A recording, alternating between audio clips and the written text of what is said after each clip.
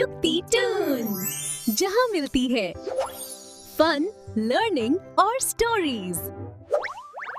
एक गांव में दो भाई रहते थे, रवि और अर्जुन।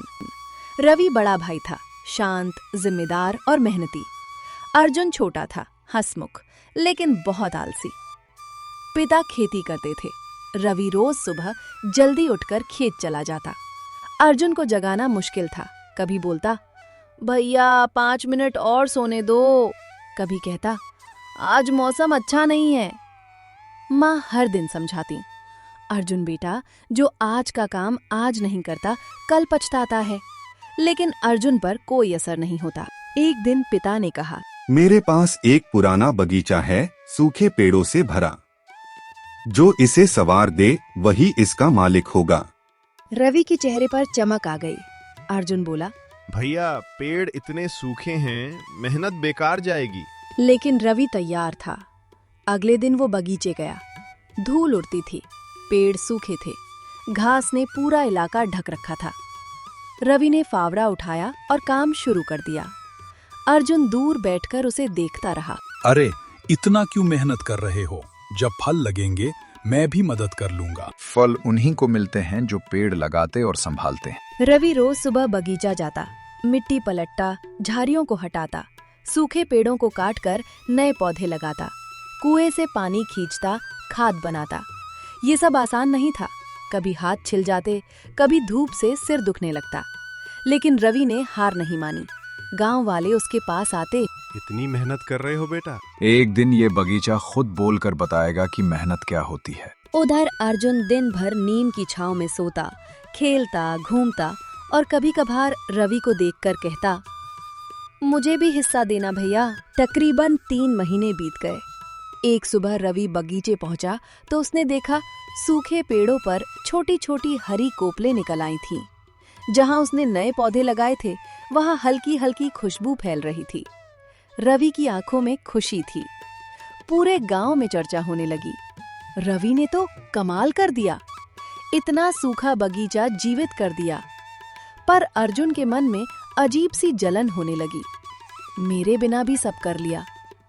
लेकिन उसने फिर भी मदद नहीं की और 6 महीने बाद बगीचा बिल्कुल बदल गया। आम, अमरूद, संतरे, जामुन की खुशबू, हरे भरे पेड़, पक्षियों की चहचहाहट, मिट्टी से आती ताजी महक, जैसे ये कोई स्वर्ग का टुकड़ा हो। लोग फलों की कतार लगाने लगे। रवि की कमाई बढ़ने लगी। पिता गर्व से बोले, जिसने मेहनत की फल उसी को मिला। एक शाम अर्जुन बोला, भैया चलो अब फलों के पैसे बांट लेते हैं। रवि शांत था। फसल बोई मैंने, पानी दिया मैंने, मेहनत की मैंने, तुम्हें किस बात का हिस्सा दूं? मैं तुम्हारा भाई हूँ। भाई हो इसलिए तुम्हें समझा रहा हूं। मेहनत किए बिना हक नहीं मिलता।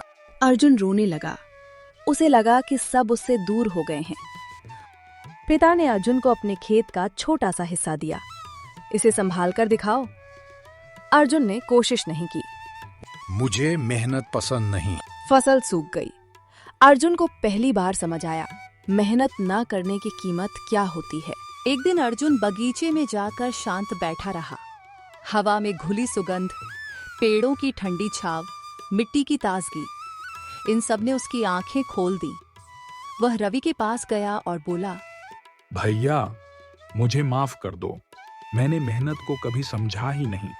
रवि ने उसके कंधे पर हाथ रखा और बोला, मेरे भाई गलती मान लेना भी एक जीत है। अर्जुन ने उसी दिन से काम शुरू कर दिया। सुबह जल्दी उठना, बगीचे की सफाई, पौधों को पानी देना, मिट्टी तैयार करना, रवि के साथ मार्केट जाना। धीरे धीरे उसमें बदलाव आने लगा।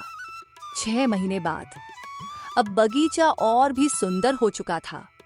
दोनों भाइयों की मेहनत से फलों की 2 गुनी फसल होने लगी। रवि बोला, अर्जुन अब तुम मेहनती बन गए हो, आज से हम बराबर हैं। अर्जुन की आंखें भर आई। दोनों ने मिलकर नए पौधे लगाए, एक छोटा सा फ्रूट प्रोसेसिंग सेंटर बनाया, गांव की महिलाओं को काम पर रखा, ऑनलाइन फल बेचने का काम शुरू किया। यानी सिर्फ मेहनत ने नहीं, बल्कि दो भाइयों की एकता ने उनकी जिंदगी बदल दी। कुछ सालों में उनका छोटा सा बगीचा रवि अर्जुन ऑर्गेनिक फार्म बन गया। गांव वाले उनकी मिसाल देने लगे, असली संपत्ति मेहनत और संस्कार है। पिता गदगद थे, माँ खुश थी। दोनों भाइयों में अटूट प्यार था। मेहनत कभी बेकार नहीं जाती। आलस इंसान को खाली और कमजोर बना देता है, लेकिन अगर बदलाव का फैसला कर लो तो जिंदगी की तस्वीर बदल जाती है।